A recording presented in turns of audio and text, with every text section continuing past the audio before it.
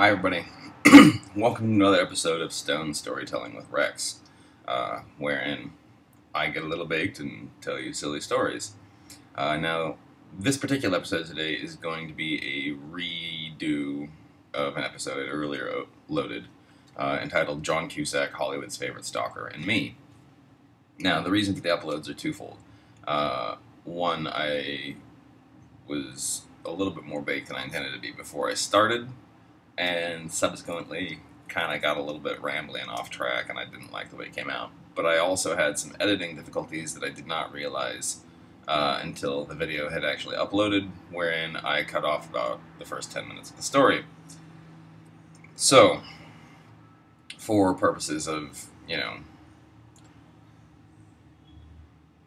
being a complete and better story, whatever, fuck it, here it is. So, anyway, you see I've got my storytelling flannel, and I do have my storytelling Magnum PI shorty shorts on because it's Southern California, and despite it being October, I think it's fucking hot.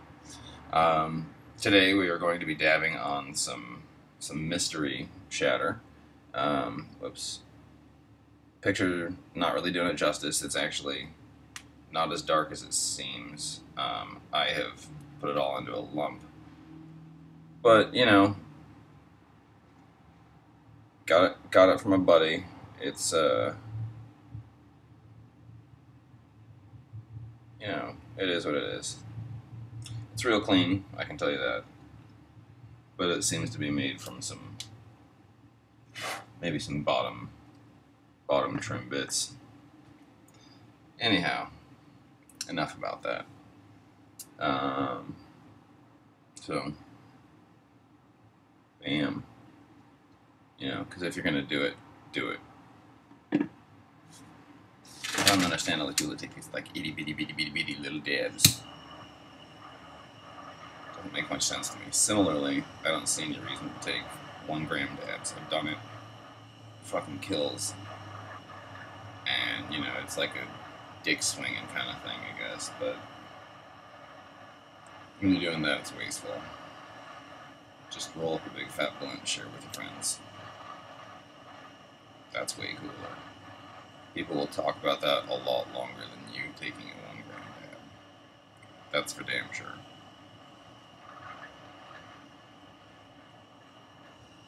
Because more people have heard about stories of me and my friends in our 30, 40, 50, 60, 70, 80, 100 gram blunts, fucking quarter-pound joints, than have heard about us taking 1 gram dabs, because it's just fucking stupid. Anyway, here we go.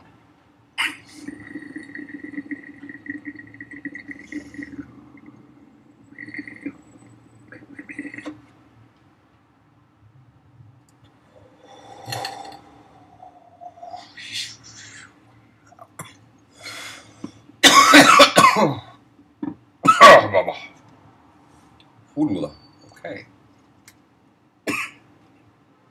This is going to be interesting.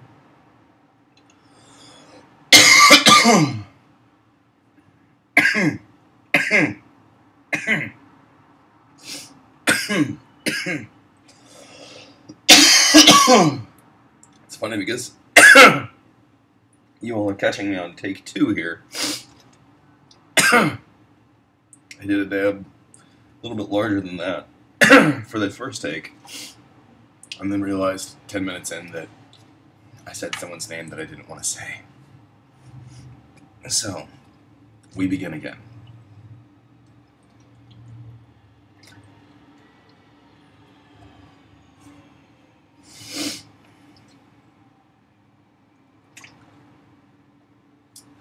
John Cusack, Hollywood's Favorite Stalker, and Me.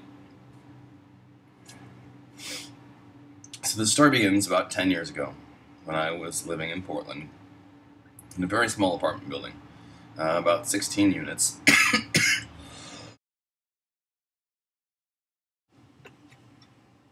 And we're back. Pardon me for the little coughing fit that I had there, but I hadn't quite recovered from the first dab before I had the second one.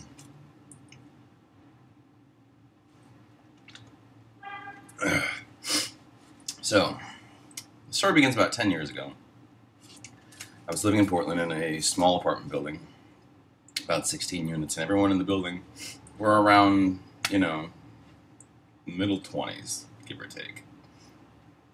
And subsequently, we would all hang out and party together and socialize and go places, and, we became all very good friends. Well, one of the tenants across the hall from me had moved out, and the person moving in was a woman by the name of Emily Leatherman. I don't often say people's names, but it's public record, so fuck you, Emily Leatherman. Anyhow, Emily moves in. Very nice seeming woman. Kind of quiet and bookish. Maybe a little bit momish almost. I think she was about 26, 27. But she just had that kind of mom look. I don't know. But nonetheless, in the spirit of being neighborly and, friendly and all this, I invited her, along with everyone else in the building and other friends, to my birthday party. Now, on my invitation, I made it rather clear that there were going to be people drinking as well as smoking weed. And that if you weren't comfortable with either of these things, that it was perfectly okay to not come, and I would understand, and I, wouldn't think any less of you. That said, Emily showed up to my party. And she came with her own little six-pack of Mike's Hard Lemonade. She sat there just kind of quietly drinking and observing, and, she talked to people, but she wasn't, really overly gregarious. I felt bad because I noticed that no one was, passing her the joint, and, when the bar would go around, she'd get skipped somehow. So I cleaned out the bubbler and loaded a fresh bowl, and I walked over to her, and I, just offered. I said, hey, would you like to smoke some weed? If not, totally cool. I just noticed people have been kind of passing you by. And she says, oh yeah, sure, thanks. I'd really like to. I haven't done it since college. I said, oh, cool. Here you go. I'm, 18, 19 years old at the time. Jesus, 13 years ago, 14 years ago. Anyhow. So, she sits there and she smokes the bowl with us, and everything's fine. Party goes on. She leaves, the rest of the people leave. Everything's totally normal. Couple weeks, 3-4 weeks go by. It's nearing Christmas time now. Downstairs at some friend's apartment, we're watching a Red Wings hockey game.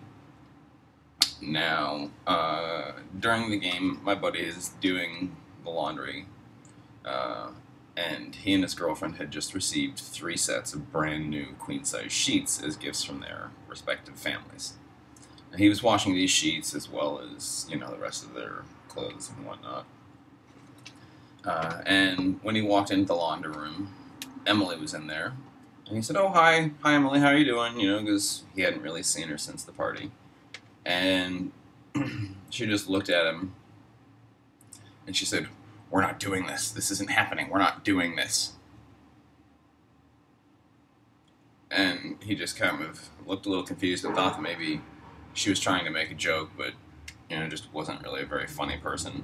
And so he kind of, okay, we're not going to do this, and thought whatever, and put his clothes into the washer, transferred other clothes to the dryer, and walked back to the apartment and continued watching the game.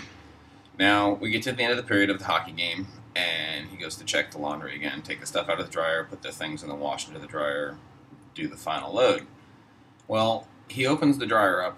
Now, mind you, this is the load that he had done all 3 sets of brand new sheets.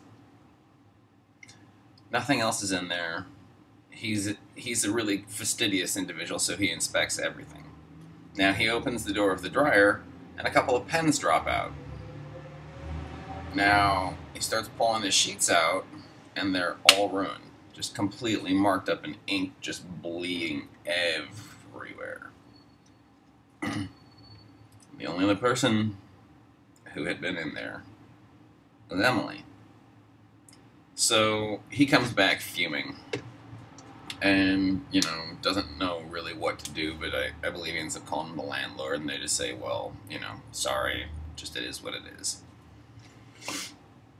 Well, her behavior continues to kind of escalate.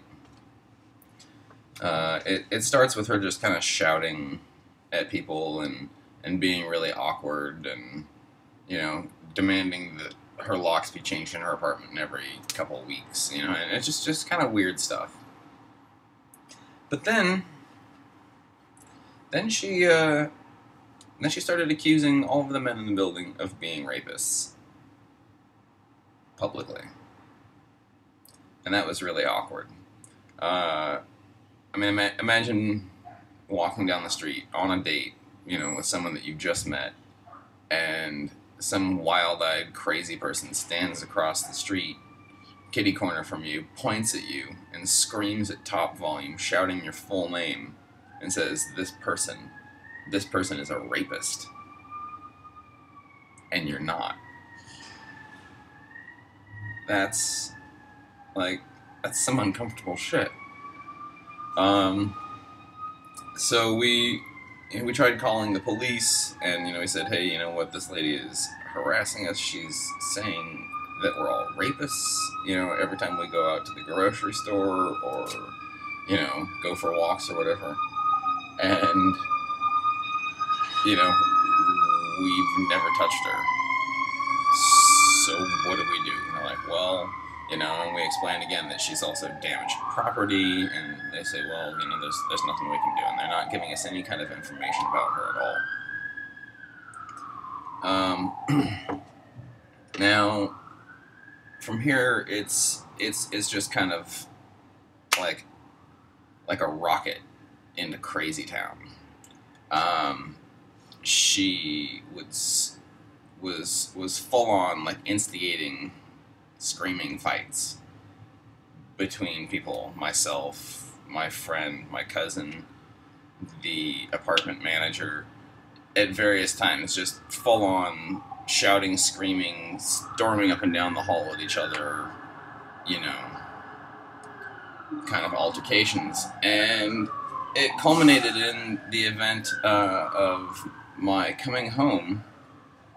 And I was a routine, I would kind of toss my keys up in the air as I'd walk down the hall and catch them.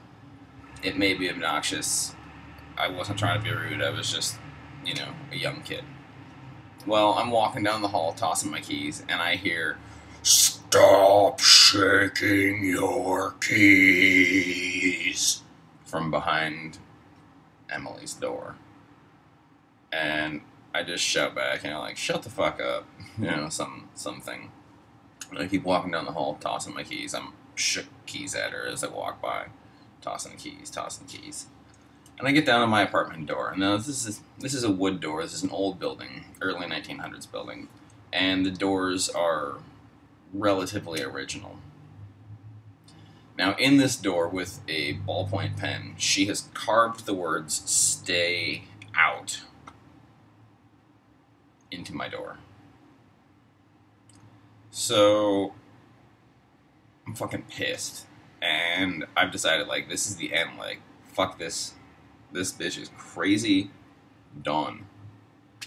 So, I go storming down the hall, and I shout some obscenities at her, and I go and I knock on my cousin's door at the end of the hall. And I grab him, and I show him what's been done. And we go back in his apartment and start talking about it, and I call the police, and I, again, ask them, okay, now, we've got her vandalizing property, directly vandalizing property, and they say, well, no, there's nothing that we can do. Okay, so I hang up with the police, and I go downstairs and talk to the apartment manager, because I'm not getting stuck paying some fucking bill for a door. Fuck that.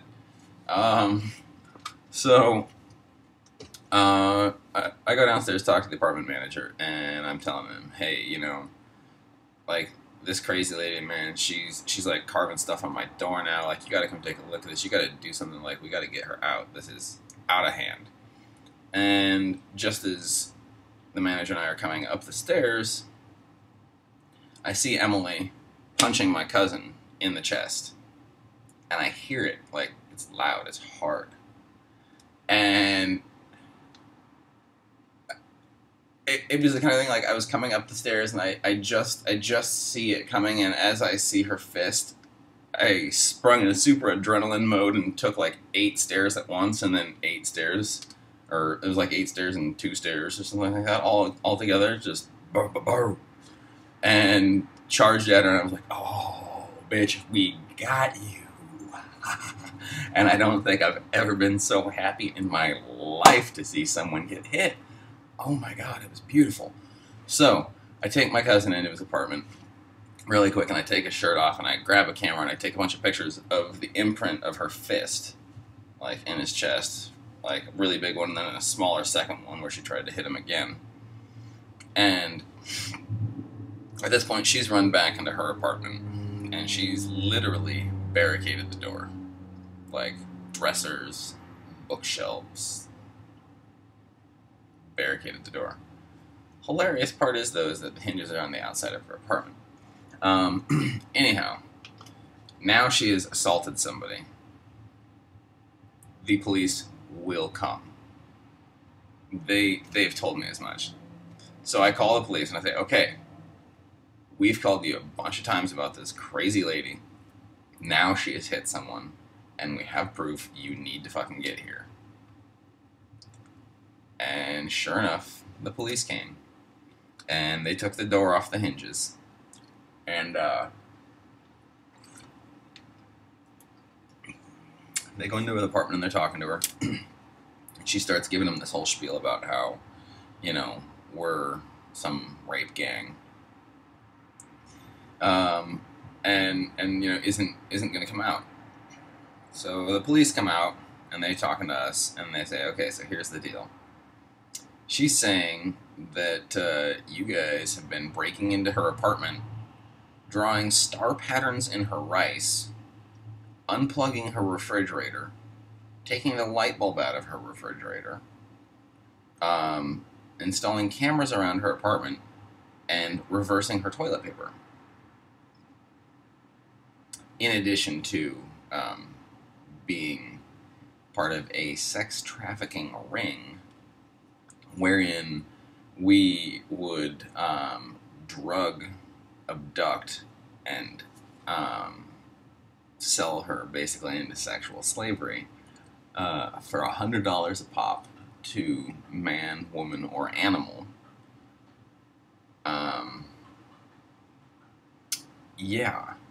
So that was the main gist of it. It later unfurled that we were communicating our secret rings information through fantasy baseball websites and newspapers, particularly the local papers printed in town.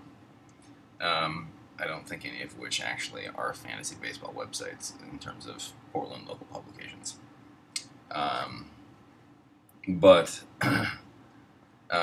they refused to take her away at that particular moment because, you know, they just didn't really want to deal with the paperwork of it, because it was just, you know, punched to the chest and no one was stabbed or bleeding or shot, and she didn't have any guns, you know, so they didn't really make such a big deal. But they started pulling away, and we all left the apartment building, and we're just like, all right, fuck this, let's go get a drink. Everyone, you know, went together to the bar, and as we're walking down the street, Emily comes darting out the apartment after all of us.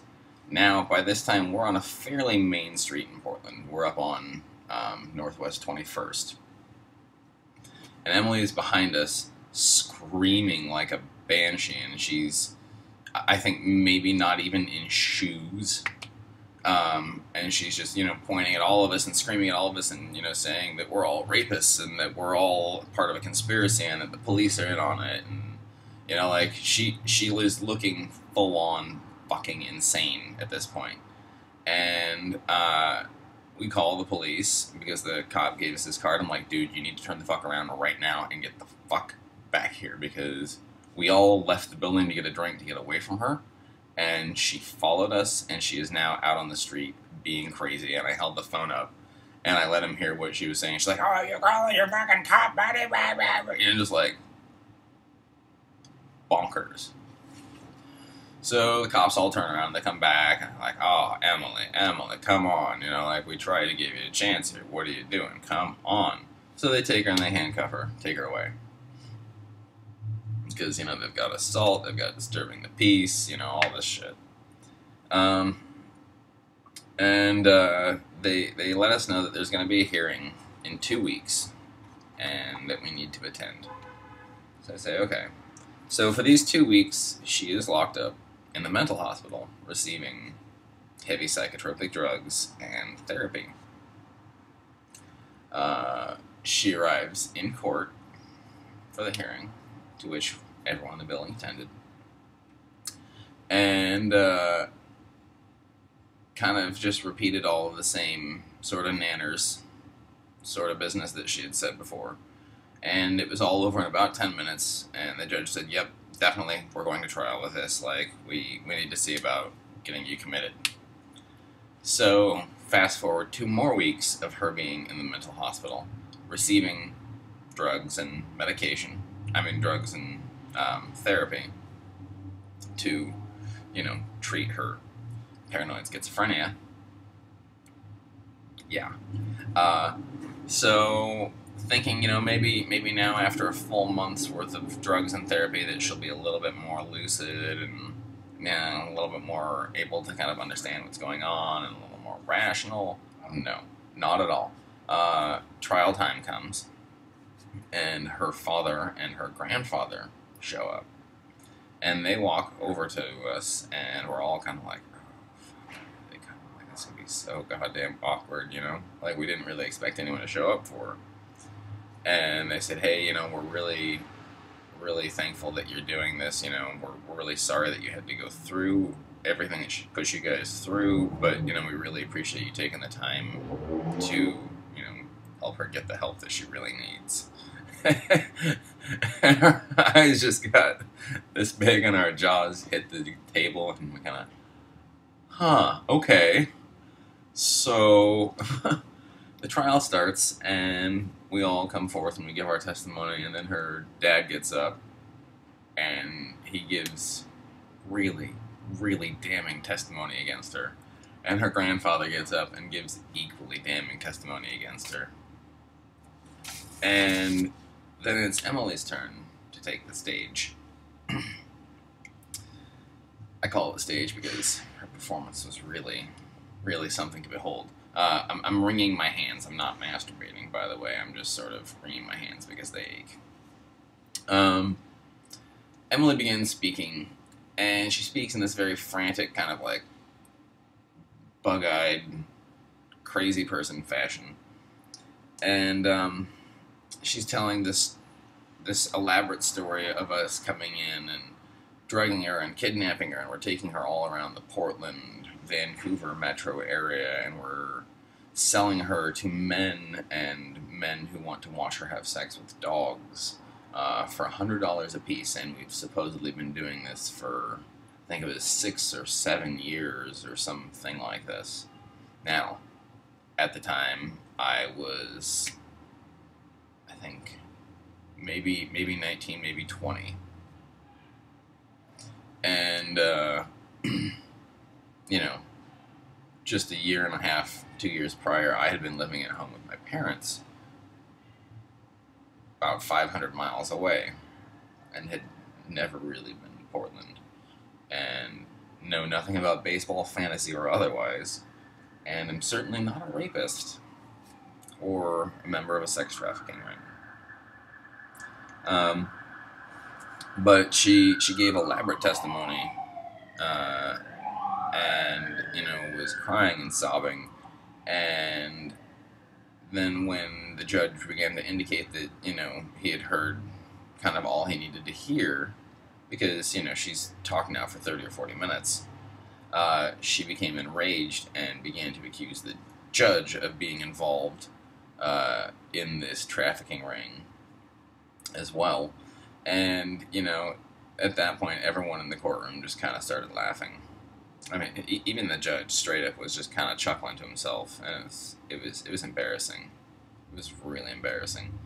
But surely enough, she got committed to the mental hospital for an additional, I think, 6 weeks, where she was supposed to be receiving medication and therapy, and hopefully, kind of getting a little bit better, or at least temporarily better. Well, they released Emily after her 6 week stay, presumably, and she left Oregon and went south to California. Now, when she got to California, specifically the Los Angeles area, she decided that she needed to seek celebrity attention to get retribution for her being a victim of sex trafficking in Oregon. So she began writing letters to Tom Cruise and Paul McCartney and David Schwimmer and Jennifer Aniston. But she particularly enjoyed writing letters to John Cusack. A little bit more to Tom Cruise also, but really John Cusack was kind of her main man. I don't know why.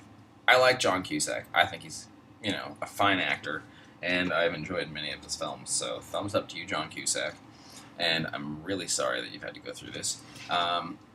But she started writing letters to John Cusack, and that wasn't enough. So she decided to deliver them personally to his home.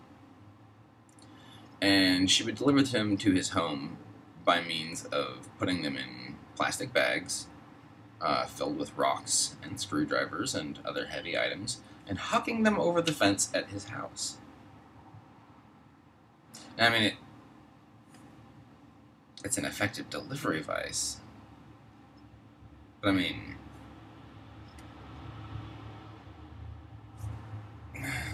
it's not very elegant. So one would think, okay, that's an excessive action, but surely that's enough, right? That's as far as it goes. No. She decided to go beyond that and have her mail forwarded to his house, and have mail forwarded to various businesses that he owns or has partnerships in, and would repeatedly show up at these various places screaming and hollering for John Cusack. Now, she was arrested for this once and was given cease and desist orders, and decided to go back yet again and continue her harassment and stalking of John Cusack, seeking, again, attention and justice for her victimhood of a sex trafficked individual. Now, at the present moment, Emily is enjoying the hospitality of the California penitentiary system. I forget exactly which prison she's in, but she's not slated to get out for another year or something like that. And I don't really know why she's there. It might be related to this. It might be something else. Who the fuck knows? She's crazy. But the point is, she will get out. And if she does, watch out. Bitch is manners. Well, that is, I suppose, the conclusion of John Cusack, Hollywood's favorite stalker, and me.